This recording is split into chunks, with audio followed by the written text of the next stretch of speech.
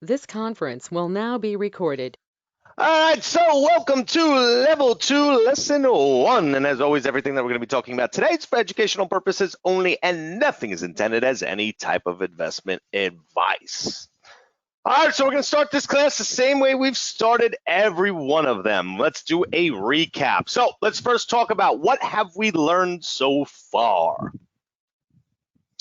What have we learned so far? And as those are coming out, you know what I'm going to do? I'm just going to shut the record. The reason I wanted to open up a new room is because I didn't want the recording on this to have all the people, trying to mess around with their mics on it. But what I'm going to do is after we're done with class, I'm just going to leave this room open. I'm going to shut the recorder off so it ends on that point, and then we will, make sure that we go through and make sure everyone that has a mic is going to. Things are going to be running smoothly for coming on next Tuesday. But what have we learned so far? Our key points. Simplify trading. That is the name of the game. That's the name of this class, is simplify. Big one. What else have we learned? And honestly, kind of encapsulates almost every single thing that we've, basically, put together throughout this first week of our classes. 4 setups, print personality, stocks as a trade. Yep, all great pointers. Our 4 foundations broke down simply, and that's really what it comes down to. So let's talk about the things that if we don't know at this point, we are way behind of what we've done in classes so far. So there's 3 points up, 3 parts of a trade. What are the 3 parts of our trade? 3 parts of our trade. What are they? Technically, there's 4 parts, but we'll start there. Yep. So our price target, our stop loss, and our entry. And in order to have any of those figured out, what do we need? Controlling prints. Now, what do controlling prints tell us? What do controlling prints tell us? Direction, time frame, and size of move. How much we can expect for the stock to move from the controlling prints and based off of the print personality that we have. All right, now what types of prints do we have? Obviously, controlling prints number 1. What are the next level? What kind of other prints do we have that need to be paid attention to? Reaction prints. Okay, where do we look for reaction prints? Well, controlling levels and key spots. Our key spots being, major levels, print lines, our orb lines, our patterns, double tops, tops of consolidations, bottoms of consolidations, double bottoms, triple tops, so on and so forth. Market maker spots, really what it is. Next, off-level. Off-level prints are what? In order to understand that this is an off-level print, what does it have to be? And I know, stupid question. Basically says it in our name, but what are off-level prints? Remember, we're breaking this down as simple as trading could possibly be. Off level means not on the level. Very simple.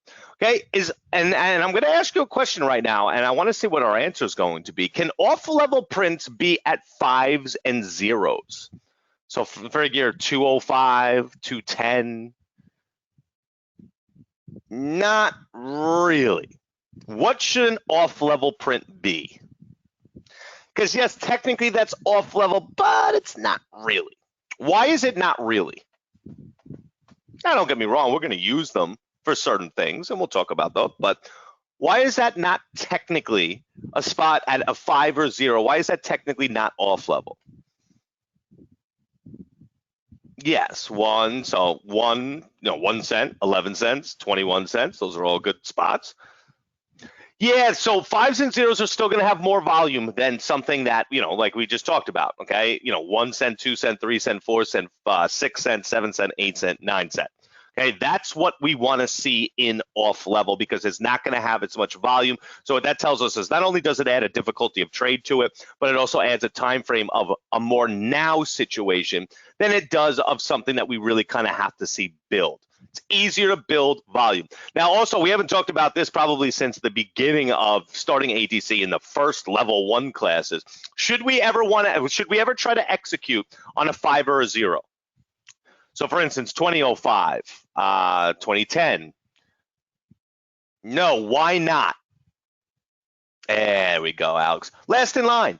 We know that if most people are going to be executing there, it's going to take longer. So putting it at 11 instead of 10, guess what, is going to give you a higher chance of execution. So let's make sure that we understand that. Then we have our ballsy prints. What are ballsy prints? What are ballsy prints?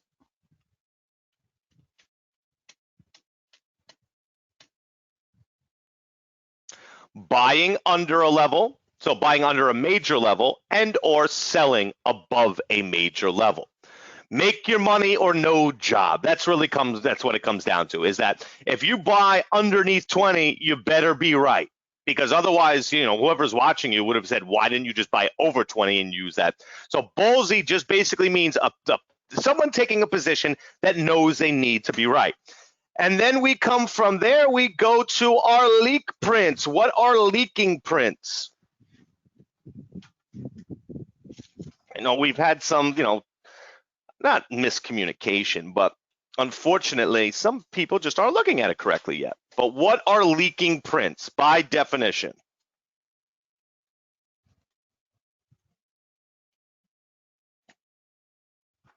Yes, Eric did post good examples. So remember, for a leak print to be up on an uptrend, if we get ask prints, the ask prints have to hit a major level. So if we're using 20, for instance, it would be one burst of execution that not only encapsulates the order at 20, but leaks over to 2001, 2002, 2003, 2004, so on and so forth. Okay, and the leak prints on the short side of things would be coming down towards the 20 level. And what that's going to do is it's going to execute, okay, on the 20, but then leak over in that same execution, in that same burst to underneath. So 20 to 1999, 1998, 1997, so on and so forth. So are we all completely crystal clear on the type of prints that we need to be looking for? Okay, we can be a great trader not needing to look at anything else but these type of prints. Andy, I had a question. Go ahead. Shoot.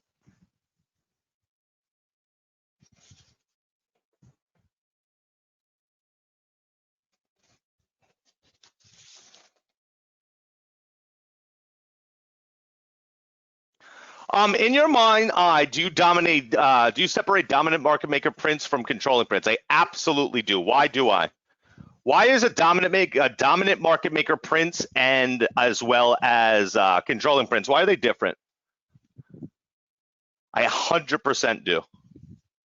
They're still somewhat controlling. They're still controlling prints, because remember, controlling prints are always going to be controlling prints. But controlling prints, are they always going to be dominant market maker prints?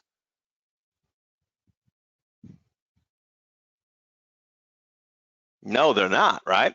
So for instance, let's talk about PTOM from yesterday for a second, just to use as an example. Okay, everyone remembers at 100, the prints that we had that came in on the ask?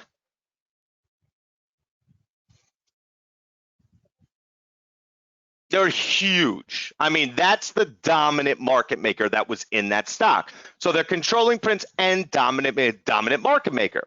Okay, print personality tells us if it's a dominant market maker versus being just controlling prints. In order to be controlling prints, they have to be a minimum of what? Have to be a minimum of what? Nope. The answer is not 4. 4 just means there has to be at least 4 to be able to follow it to high percentage. What is it? In order to be controlling prints, they have to be what? It's not a number. Yep, at print personality.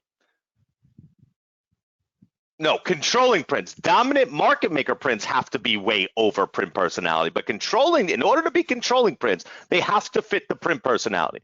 So if the print personality is 5, Okay, technically is 4 controlling prints. Yeah, it still fits there, but we really want to see it at the actual number of print personality.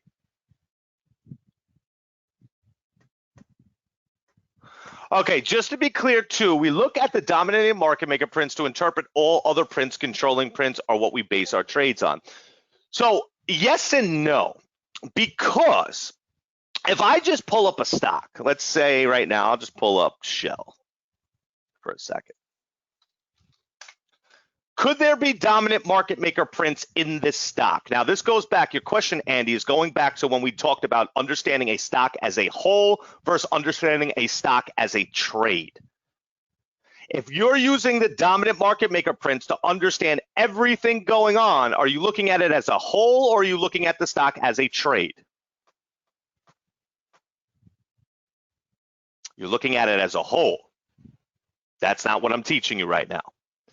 Because for instance, we could have dominant market maker here at 35, but if I'm looking to make a trade in this right now, what do I need to see? How am I going to make a trade in Shell right now?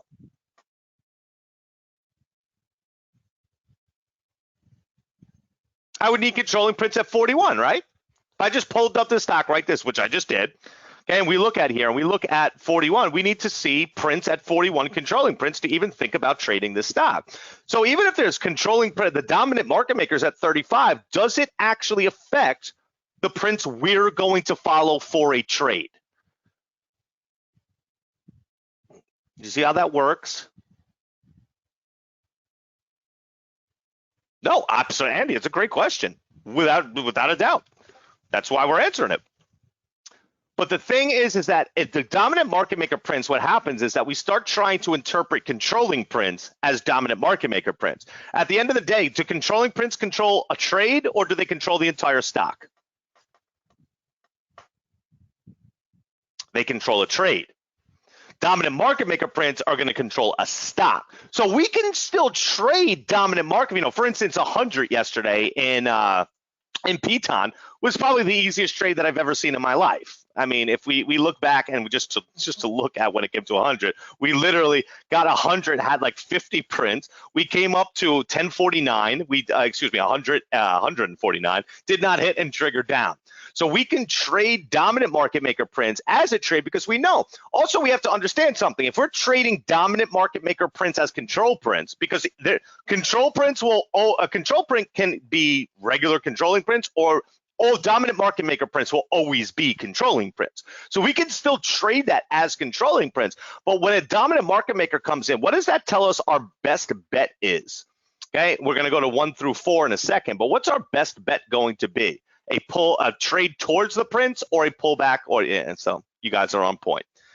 The pull up or pull back is 100% going to be the higher percentage trade to now take because of that. Now, if it's just regular controlling prints at print personality, we have to decide what's going to be the higher position. Because no matter what, ask prints, and that's why we have 1 through 4, ask prints and bid prints, controlling prints, literally give us 2 options.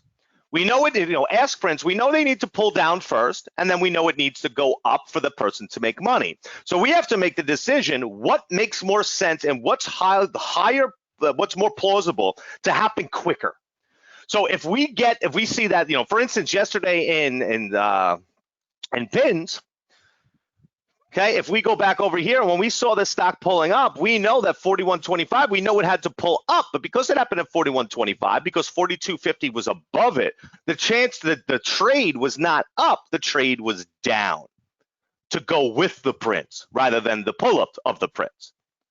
Okay, just like bid prints, there's only 2 trades that come from bid prints. It's either you're taking the trade on the pull-up up, or we're taking the trade towards the prints. And that's what we have to decide when a stock presents controlling prints, which situation, 1 through 4, is going to make the most sense for the highest probability trade. Now, whether you have controlling bid prints, what is always, dominant controlling bid prints, what number is always going to be the first one we look to? Dominant controlling bid prints. What's the number we're always going to default to? Not 2.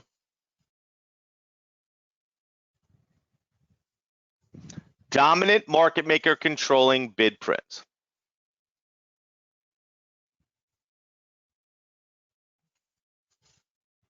Okay, print personality is 5, we get 50.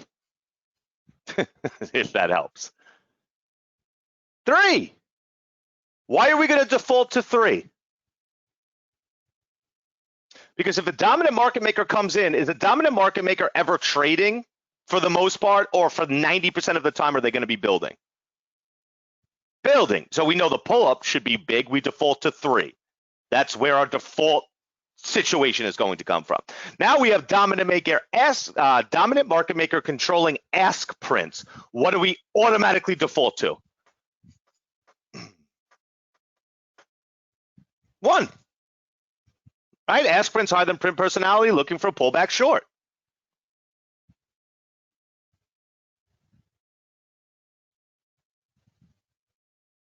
See how that works?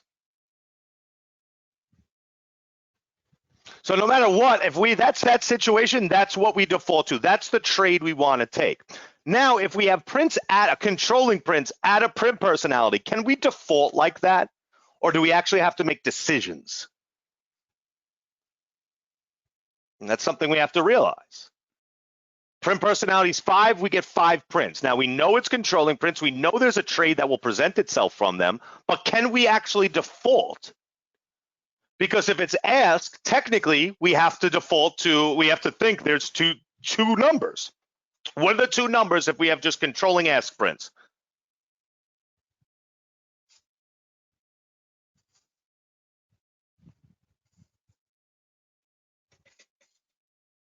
Remember, we have 2 longs, we have 2 shorts.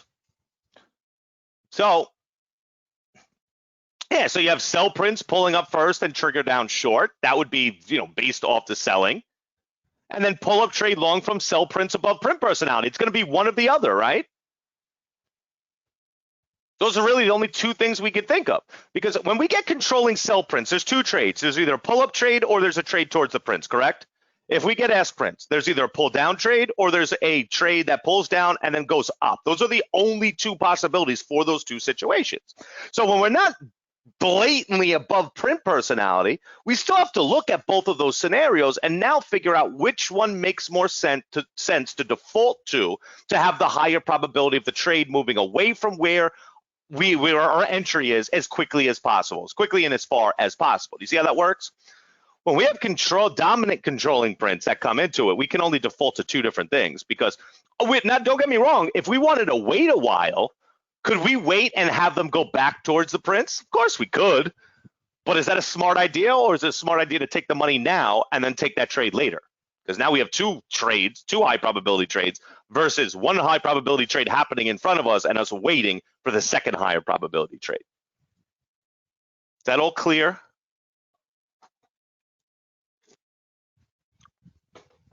Because no matter what, it has to default to one of these numbers. No matter what, we have to default. Our mindset has to default. This is what so when we say controlling prints, what should our mind instantaneously do?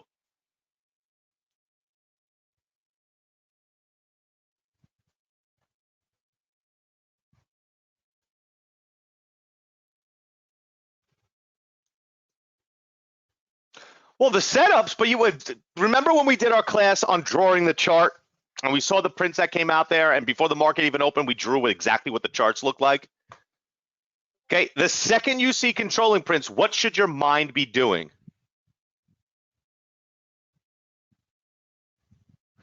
I think that as a newer trader to the ATC method, the separation of those 2 is not clear at all. So talk to me, how is it not clear? Or is it wasn't clear and now it's clear?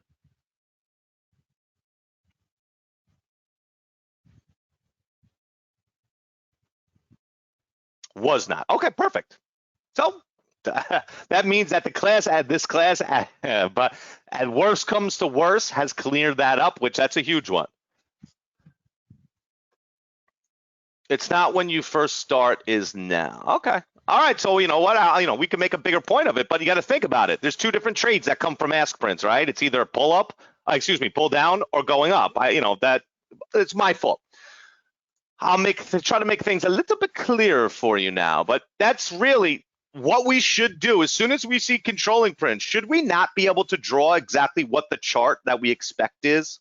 And this is a big part of trading and a big part of entering trades and understanding. But once we have controlling prints, can we not draw the chart for at least about 10 minutes, 15 minutes, really kind of 15 minutes as we talked about in previous classes that fall into that category?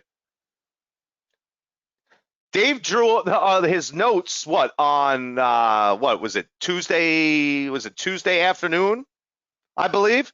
How many trades look exactly like Dave's notes just because the prints fit exactly what were in the notes? Does anyone notice that so far? Because there's not, like I told you guys earlier, there's about 10 things that we can look at as high probability, but we only need the 4. And we're going to start, and we obviously went through 5 and 6, but 5 and 6 are better when you're not in a trade, not taking a trade, because you're not going to be getting a better entry than the market maker. And a key, especially unless you get higher levels, having an entry that's above the, for instance, if the market maker is going long and they're showing you long, having an entry above their long is not what we want to do. It hurts your probabilities big time. You always want to try to have a better position. That's why we're focusing on 1 through 4. And as I told you guys, over the next 6 months, we're going to increase and add more things. And basically what I'm doing is I'm doing a beginning. I want to bring it back to the beginning of what you need to understand, because what happens is we get so convoluted with these intricate things that happen, which we need to know to be a great trader, don't get me wrong, but we're going to put in a little bit of structure for you, because if you understand this class, the next class that we do, okay, is going to be that much easier to then just add it to it, and then the next class following and so forth, so on and so forth. All right, so are we clear on this? So tell me, what's 1 through 4? Number 1 is what? These things should be by the end of this class, should be ingrained in your head. You should be able to see just the notes that are there. Okay, ask prints higher than print personality, looking for pullback short. Why? Why is that such a high probability based off ask prints that are bigger than print personality? Or higher than print, but whatever, more than print personality. It's going to be the quickest type of trade. Down is always going to be quicker. Remember, elevator down compared to stairs up. And we know they're just blatantly showing us their building. So if they blatantly show us their building, it's not time for them to make money. If it's not time to make money, stock's going down a substantial amount, depending on obviously the puzzle and how much that stock moves. The range is a big factor that's going to come into that. What is number 2?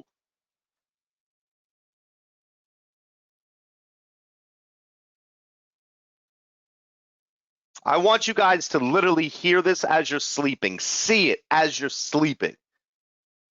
What is number 2? Short from pull-up from bids. What do we notice about the number 1 and number 2? They are both what? Shorts, because it's easier for stocks to go down than it is for them to go up. That doesn't mean we don't get great trades up, by far.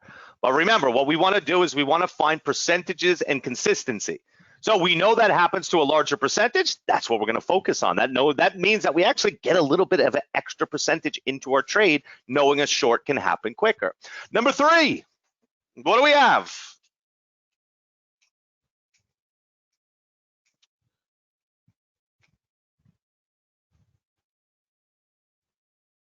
Pull-up trade. Long from sell prints above print personality, just like dominant ask prints. Okay, this is just the opposite. Dominant bid prints tell us what? Is it time for them to make money towards the short side? Nope, not yet. It's time for them to build. If it's time for them to build, they're blatantly showing us they want the stock to go down. Well, guess what? If it was just as easy as seeing red and green in time and sales, everyone would be a tape reader. Well, it's not. So we have to understand the psychology behind it. But the pull-up trade from sell prints above print personality, we look to go long. And then the hardest, the longest developing type of trade is going to be number 4, which is what? Yes, long trade after pullback from print. Somebody asked me yesterday what's going on with Piton. Anyone expect Piton to open up over 100 today? based off the amount of prints that we saw at 100 yesterday? Not a damn chance. Absolutely no chance, because they just showed us how much they had to build. So this is a perfect example of why we would look at number two. Excuse me. Look at number one versus looking at number four. Because number four, does anyone have any idea how much they're going to build in Piton? Well, I can tell you, it sure hell is a lot based off. That was the biggest print burst I've ever seen in Piton. And it's at one of the highest prices it's ever been. So we know that person on top of the variable of it being 100, so on and so forth. But do you see how just knowing these four different things, when we see controlling prints, we know which one we should look for? You see how simple that makes it? There's only four things to look for. So if there's only four things to look for, that doesn't mean we have to go and try to understand exactly what the stock's going to do. We just look at our controlling prints, and from our controlling prints, it tells us which one we should be looking to make that trade. And like, you guys said, I might not have made it clear, this clear before. That's why we brought things back to being simple, because that's basically all I see in my head. So when I see controlling prints on the ask, there's only two situations: pull back or go up. Only two situations. So based off the other, at what the print showed us based off print personality, now I know which one I'm looking for. I have two questions. Are the short print patterns when in an uptrend and the longs when in a downtrend? Both 4 and 6 are longs. In the recording, you said the elevator down was not. No, both 4 and 6 are longs. So let's break it down. Are short print patterns when an uptrend as long as when it's in a downtrend? So the print pad, the trend itself, we're not even adding yet. Remember, the trend is what? Does the trend have anything to do with what prints tell us? No, it's a variable. Okay, we're breaking this down. That's even more information than we're even going to get into right now. But in order for ask prints, and the reason I say this, I've never in my life, until what's been going on with TradeStation, have I ever even thought about a print. And I still, to this day, my prints have not been wrong at all. I've had no problem with my trading, but TradeStation, sometimes other people get different prints and go on. So why did I tell you that the stock, in order for it to follow them as ask prints, the stock needs to be going up, and to follow them as actual bid prints, the stock needs to be going down? Why did I add that into this? It's not the trend, it's how it's hit. Because if a stock is just completely going straight down and you get ask prints without any pull up or any movement towards that upside, are those really, can you really go 100% on those?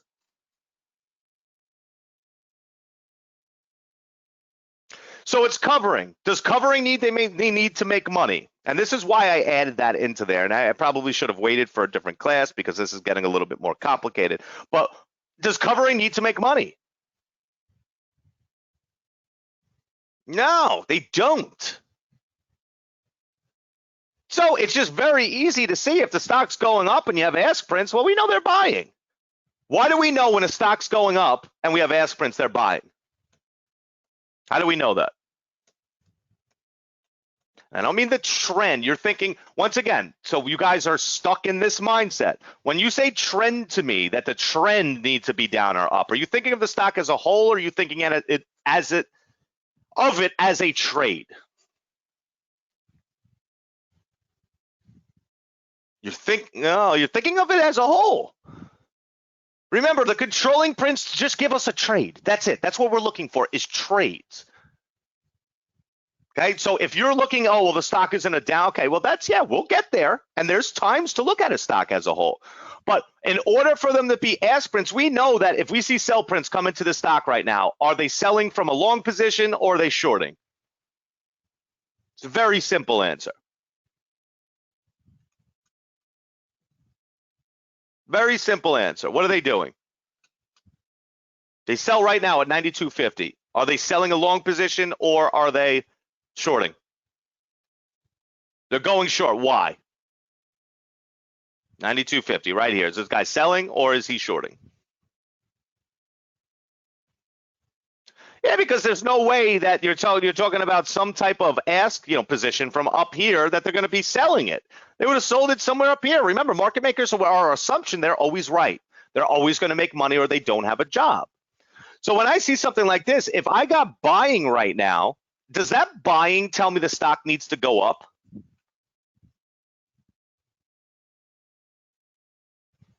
No, it doesn't.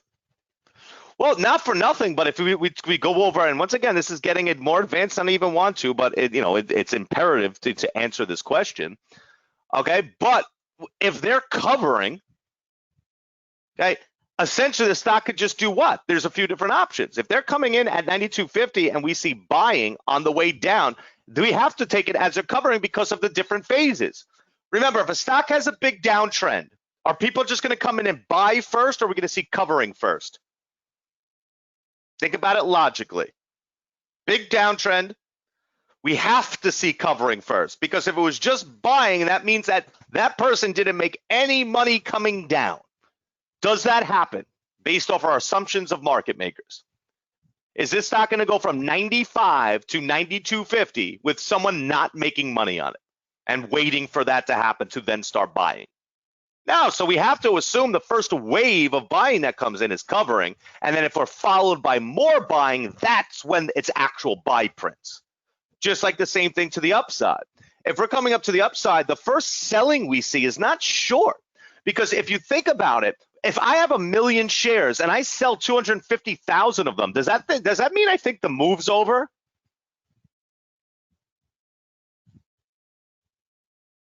If I have 1 million shares, I sell 250,000 of them. Does that mean I think the move's over?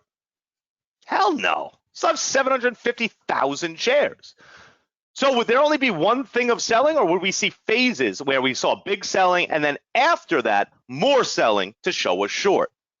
This is way more advanced getting into this, and I don't want to spend much time on this because we're going to get this at it. We're going to have full-fledged lessons on this type of things, but you have to understand this type of stuff. So if this stock hits 92.50 and then starts buying on the way up, as long as there was some buying that came in down here, now I can look at it as buying. Do you see the difference there?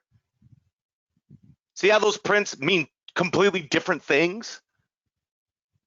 Because if I just saw some buying down here, okay, and then nothing happened afterwards, okay, that's covering. They might have 1 million shares and, they're covering 250,000 of them, because what might look like big buying really is just covering, because I need to see covering then buying.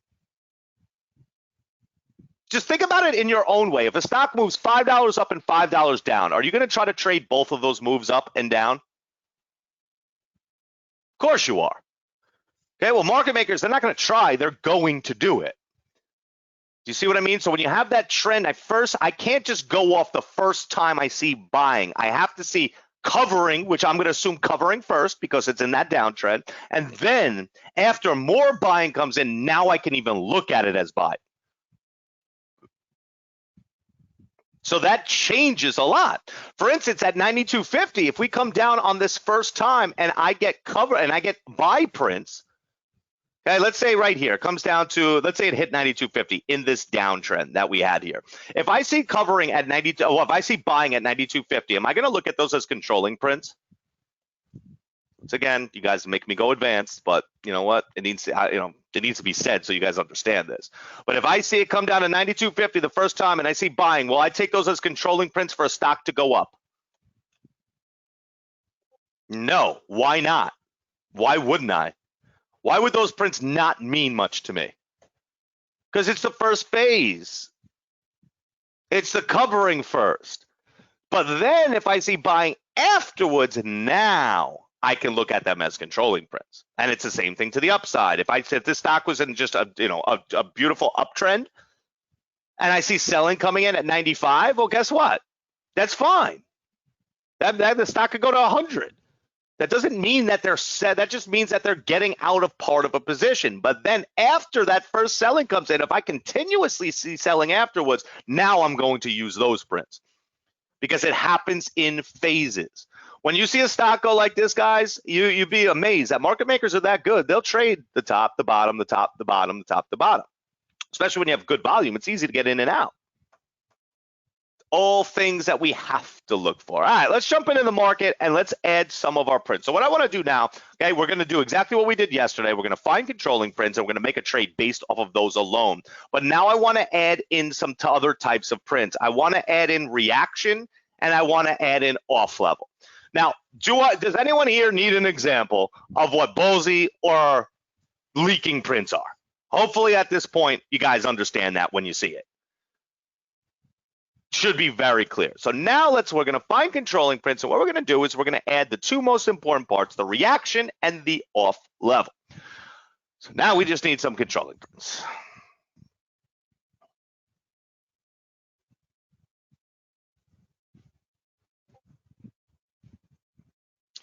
I'm glad we're towards the end of this week because I just spilled seltzer all over my notes. I was using an ink pen and they are completely smudged now. Oh, lovely. All right, so let's see, what do we got? To ask after. All right, we'll continue to watch, and I don't want to watch Pizza Hut. White Claw? No. Not yet. Maybe this afternoon, but not yet. It's a little bit early. Let's see, what do we got? And feel free, if you see controlling prints, shoot them out there. I'm seeing a lot of in between today. Anyone else notice that? Besides, obviously, for like the cheap, like the SUNW and the POLA, been seeing just in like regular stocks, just a ton of in between today. All right.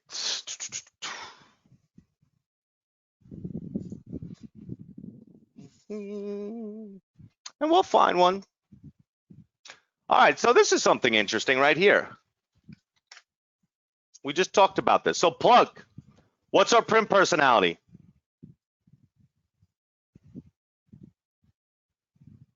What's our print personality in plug?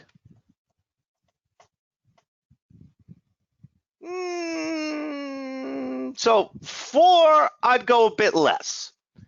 Because, yeah, but the 4 is basically, these are the bigger prints that we're seeing coming into a level. So if we actually look at it, I would go 2 to 3, somewhere in that area. So now let's come over to this 11 right now. So we see this stock, huge downtrend. We see these ask prints at 11. Are they controlling prints? Is there a trade to take off of those prints now? Because by definition, above print personality. So why is it covering, Tracy? Yeah, it's the first time. First phase, we come into lows, okay? And we also have to, take into account too, guys, reaction. Our reaction to what we saw. So we're coming to a double bottom. What's the reaction? Covering.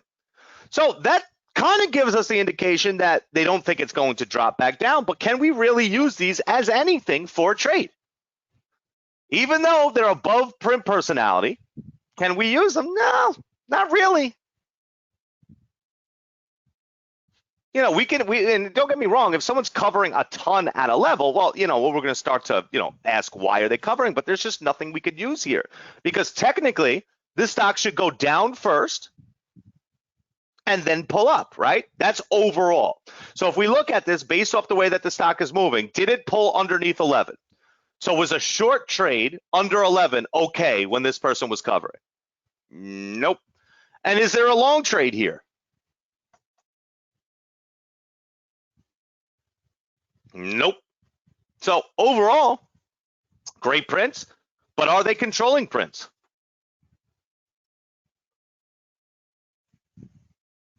Based off our situation? Absolutely not. See how that works? Because so many people get caught up just sitting here looking at these 11. Well, those are controlling prints. They're not. They're nothing. Absolutely nothing. It's just, I saw that pop up, and that's just a perfect example of exactly what we just talked about. All right, let's, I'm assuming that you guys are having a little bit of a hard time too, huh? And I have lots of screens up.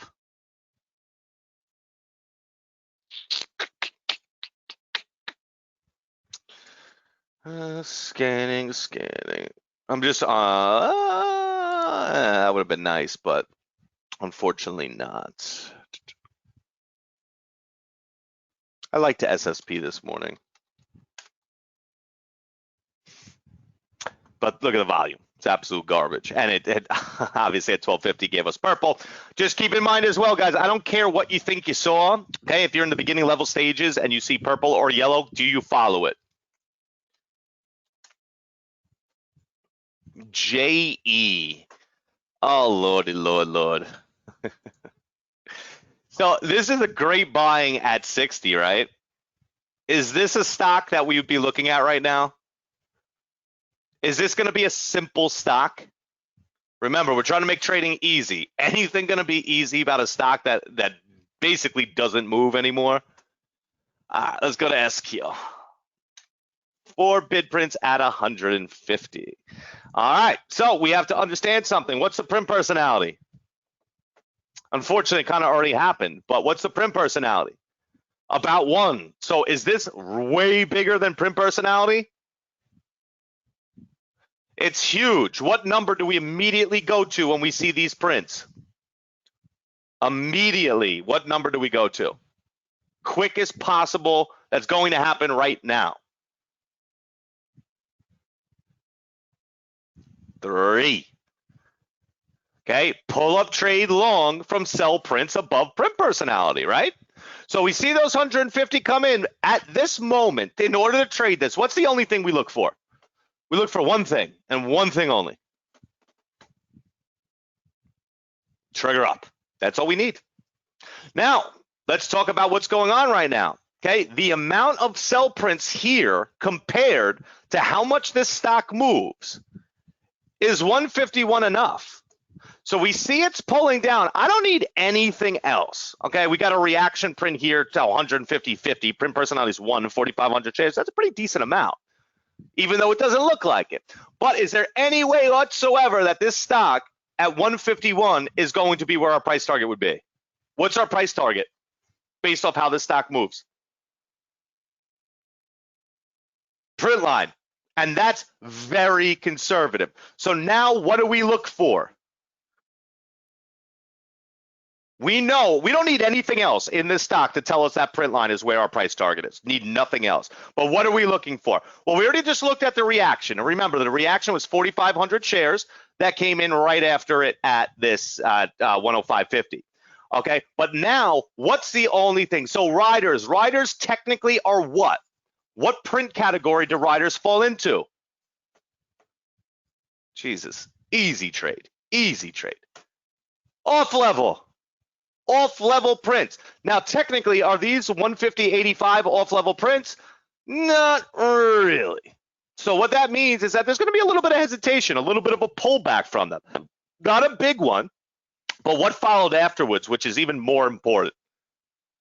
What do we have right here at 150.99? Oh, ballsy. And what happened to the bar right after the ballsy print?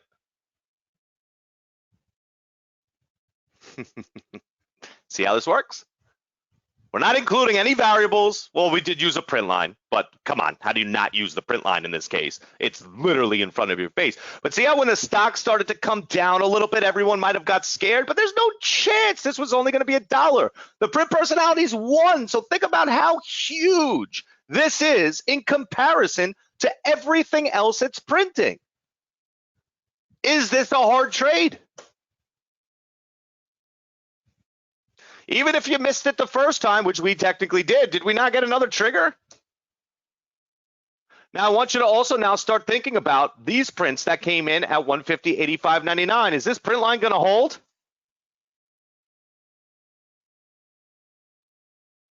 So no is definitive. No is definitive. Do we make definitive statements? Can it hold? Let's start there. Can it hold? Could. Is it going to? Statistically, not. But never say no, because then you're not ready for something. But statistically speaking, there's no chance. You see what I mean? But we're still at that print line, so we're starting to get hesitation. We can see what's going on here. In this case, would we take off any of our position? No, not a chance. But do we have to be ready to take off part of our position? Exactly. And look what happens. Guys, have we used anything but how hard are our notes right now? And that's what it breaks down to. How hard are our notes in this trade? Are there a lot of them? As of right now, we've brought no variables into it. We've brought nothing besides the controlling prints, the reaction to those controlling prints, and looking for off-level prints. There's 3 things that would need to be written down at this moment. And you're talking about the stock is now, first of all, once you see those 150 prints, guys, we immediately default to what number again? Get this in your mind, where you see 150 bid prints above print personality. As you can see, we're on the way down. We immediately default to number 3. Boom, done. So what we do, we get our order ready to take the trigger. That's it. Did we need any complicated things involved in this trade? Did we need anything complicated to know the stock was going to break up above this? No, nothing. Now keep in mind, just something, this is once kind of getting advanced. Now this should be higher. We should end up seeing this still go higher, but I want you to realize something. If you have a print line at 152 and then you have an orb line that's sitting there at 152.50, between those levels, what do you think you probably should be looking to do? Not a whole lot, but you should do what? Yeah, you're going to have to reduce some exposure, of course, just because you have there's a lot of congestion to get through in here. So even though statistically speaking, there's no chance that we don't continue to see it, we have to think about not a ton. How much? I would go about 20%. Unfortunately, time of day, we're talking about it's 10:50 right now. So I might go a little bit more. But just kind of locking in, a portion, but there's just too much. Right now, we haven't even seen selling coming in afterwards. Those prints at 150, so most of the time, guys, we look at these prints at 150. If we didn't know what print personality was, are these a big deal in comparison to, the stock that's trading 5.2 million shares, 30K on average? Is this a big deal without knowing print personality? Now, knowing print personality, how big of a deal was this? Also, guys, one other thing, that the obvious variable that comes into here, what number's right here? So right now, the fact that this came underneath print line, I'd be looking to take off some more exposure here, because what number's right here? 152.50. And that's getting advanced. I don't even want to get this advanced yet, but that's just something you have to do. So 20 just went up to, you're almost about 50 once it broke underneath that print line. So just want to put that out there. And then guess what? We'll have 50% left if it does choose to break. If not, we set our spot, okay, which technically our spot should be basically about 151. But just I want to give you obviously how to manage it as well, but all that is even more complicated because this still has more room up, at least to 152.50, which technically, we got pretty damn close to it. So do you consider time of day come to 11, or am I getting too complicated yet? No, of course, because time of day coming to 11 means that volume is going to start to do what? Okay, volume starting to decrease. If volume's starting to decrease, chances of breaking past a major level at like 152.50, statistically, does it go higher or lower? Way lower. So absolutely have to. And guess what? Time of day, guys, is that complicated to know what time it is? Think about that. Is it complicated to know what time it is during the day? Are the times of day, what happens during them, complicated? No, it's as simple as it gets, no? So of course, absolutely. Well, if you're a West Coast time. But do you guys see how those prints right here just defaulted us to a number? Simple. Defaulted us to a number of how to trade it. And boom, we traded. That's it. When we get our controlling prints, what happens is we default. We see what it is, what criteria fits the best possible chance of the move, and we do it. That's it. We knew this was a 3 the second we saw it. What didn't we? We looked at print personality. It's 1 if that, because if you really average in all the in between, it's even less than 1. And then you get a huge burst like this, guys. It's simple. What else did we need in this? If I did a trade evaluation right now, okay, and I feel like a lot of you guys feel you need to have so much involved in your trade evaluation. Would this trade evaluation take us more than 5 minutes to do? Is that 1488 person different person, or can that be a leak? So it happened at the same exact time frame, so I'm just going to add it into here. It's not it's not really any difference. Now, if we got a huge amount of them afterwards, I would expect the stock to actually do something different, right? Here we come back up. Didn't break 151. See how this works, guys? Take off some of your exposure. Let the stock do what this guy told you. Did we have any prints to go on that told us the stock still needed to go back up besides the 150? Nope. Just following one person. And then this time we added reaction and we're adding off-level prints.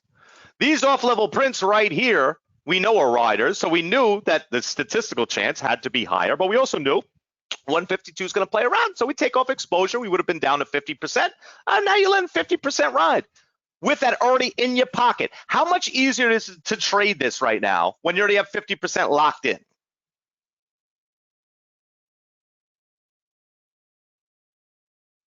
Life changes drastically.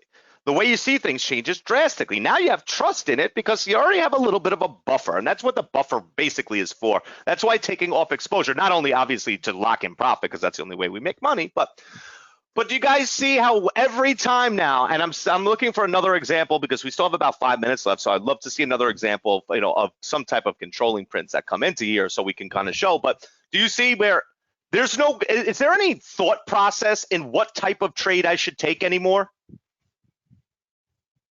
Based off of everything we've done so far in class, is there any thought process in what type of trade is warranted from the prints you see?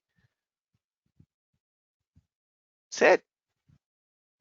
It's already given it to you.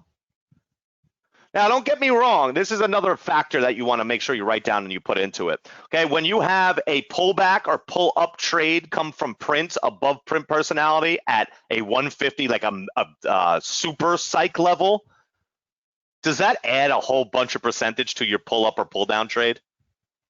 Just want you to understand this. Oh, like your mouth should start to water. So yes, Piton at 100 yesterday, and then this at 150. I mean, it doesn't get much better than that. It's just, you basically see exactly what's happening.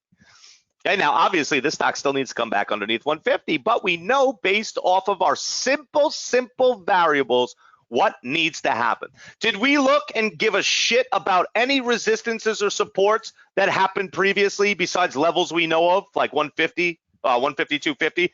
What did we look at anything? Did I even look at the matrix? I haven't even had the matrix in yet. But this is how simple trading needs to be. And then you take that foundation of what needs to happen, and then you take variables and build on top of it. That's where we get 95% trades from. That's where we get these huge percentages. But the percent starts with just the prints. So in this case, we were trading with the market maker. Okay, so think about it. Where's the dominant market maker in this stock that we know of at this moment? Is it okay to follow a dominant market maker? Absolutely, because when we just talked about it, if their building is way over what the print personality is, when are they going to start building? Tomorrow? A week from now? Statistically speaking, yeah, the time frame is almost instant. And when it's not almost instant, it's even better because then the stock, let's say the stock, it could pull down to 149 first. Perfect. Give us a trigger at 149. That's just more money to make. It still doesn't change what the trade needs to be unless what happens. Okay, unless what happens and this stock just starts tanking and coming down. That now becomes a what? Becomes an exception. But we've already determined, okay, that number 3 is our trade. So if the stock just starts tanking, unless you get in unwarranted, can you lose any money, or does the stock just move while you watch it? These rules are basically set up where you can't take a trade unless it does what you want it to do. So you can't lose on a trade that does something different when it didn't do what you needed it to. Do you see why it's so important to have these 1 through 4 broken down and just in your mind knowing this is what a trade looks like? These prints come up, boom, number 1. These trades come up, these prints, controlling prints come up, boom, number 4, number 3, number 2. If it doesn't fit that chart, because remember, can everyone look at 1 through 4 right now and forget numbers or anything, but draw a chart in their head what the bars look like? Can everyone do that? I sure hope so, because it really should not be simple. I'm not talking about hitting specific numbers. Yeah, Dave, I think you got it. But I'm not talking about hitting specific numbers or anything. So guess what? If the chart doesn't look like it needs to, do you trade it? Is there a trade there? Nope. And if there's no trade and you don't take a trade, can you ever lose money? Nope. So really, the only way you lose money is by not following the rules, right? And of course, there's stocks that are going to do stupid things, but we cut our losers. But now we're talking about we've used 3 sets of controlling prints without adding any variables, without really adding anything but controlling prints, and we're 3 for 3. This stuff isn't, this isn't guesswork. It's simple. It really is simple. But it's by keeping it simple, not adding different lines that I haven't told you to add, not, making up things on your own, making your own lessons. Oh, a stock went up too much, so it can't keep going up. Well, we just saw yesterday, SBI just kept going. You know what I'm saying? So if we follow these simple rules, and we take controlling prints and we instantly assign a number to it, if that number doesn't happen the way it should happen in your head, there's just no trade. That means it became an exception. If it's an exception, good. Find new controlling prints, assign a number, that one will work out. How many stocks do we see with controlling prints that become exceptions? What percentage do you think of every stock you watch in one day, it becomes an exception? What percentage would you have to, if you had to take a guess? I think 10% is real high. That means that 1 out of every 10 stocks you look at is going to become an exception. You know what I'm saying? That's a lot. I would say, let's say you look at 100 stocks, it's probably 1 to 2, right? So somewhere between 1 and 2%. Now, I don't know if I look at 100 stocks every day, but you kind of see where I'm going with this. So if we just follow these simple rules, okay, are you going to become a great trader this way? You could. But there's also a lot of other stuff we're going to have to add, and we're going to add them gradually. But if I haven't proven my point that trading needs to be simple, I don't know how else I can prove it. Does everyone see how when we just assign one of these numbers to it, how simple trading actually is? That's why I'm so baffled when you guys don't, half of my trades that I make, guys, my trade eval would have two words on it. That's why I'm so baffled when no one wants to do it, because I think what happens is you guys think your trade evals should be like 6 pages long. Think about it, guys. If we had to do a trade eval right now of SQ, we have 3 prints to put towards it. We have our 150, okay, which are above print personality. We have 150-50 reaction, and then we have our off level type-ish with off level print. Anything else there? Is there anything else there that needs to be in our trade eval? Now, obviously, when we start adding variables, the 152 here, the print line and stuff like that. But think about it. How long would it take you to do this trade eval right now? If I told every one of you, you have to do this, I could sit here and wait because it would take you about 2 minutes. Start making things simple and then add on from simple. And even when we add on, guys, are our variables really that in depth? Is it like the Fibonacci 25 retracement because the moon's in retrograde and this bullshit, and you think that's, I know you're laughing, but there's literally somebody that I know that thinks that the stars have something to do with how trading works, which, you know what, God bless, to each their own. But I'm going to tell you, I don't need it. I don't need to know where the moon is today. I don't need to know what the hell it is. Your moon and retro. See, I'm not that. I believe I have a faith, but as Mercury, I think it's Mercury retrograde, whatever. But now we're getting, beyond the point. But have I proven the point that trading is simple? That trading needs, not even that is simple, because it's not all simple, but have I proven to you guys that trading should be simple? Can everyone see? I mean, did I give you any special things that I only know that nobody else knows, or was it just pick a number and that's the highest probability? See how it works? All right, so any questions?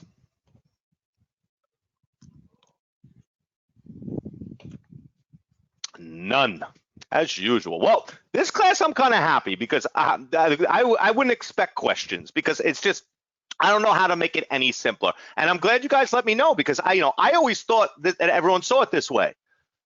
I truly did. Ask Prince could either be a pullback or a deferred trade or a move up for a trade. And bid Prince could either be a pull up for a trade or a pull down. That's where my mind goes, no matter what. I see controlling Prince, and then I just pick which one makes the most sense based off print personality. That's really kind of the key to my success. That's it. Like I wish I had like all these cool things I could tell you and lines and shit, but I don't. That's it.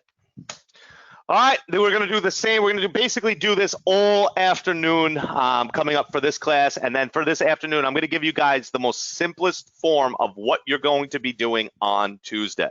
All right, hold on. Let me take the recorder off while I talk.